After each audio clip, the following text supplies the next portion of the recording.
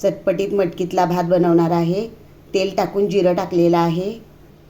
जिरं फ्राय झाल्यावर लसूण टाकते, कढीपत्ता टाकते, कढीपत्ता टाकल्यावर मिरची टाकते, मिरची टाकल्यावर टॅमॅटो टाकते, टॅमॅटो टाकल्यावर धना पावडर, हळद आणि मीठ टाकते, बिर्याणी मसाला टाकते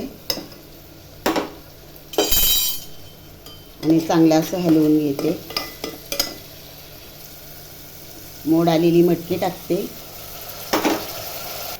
मटकी तेलात परतल्यावर तांदूळ टाकते, तांदूळ टाकल्यावर कोथिंबीर टाकते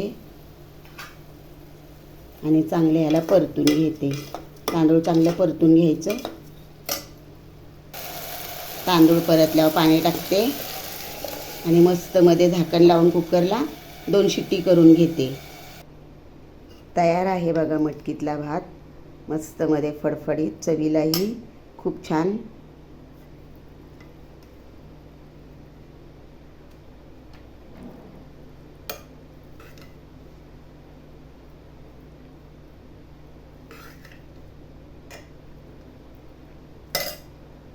या मग गरम गरम मटकीतला भात खायला, सोबतच कांदा आणि मिरची। चला तर मग बाय।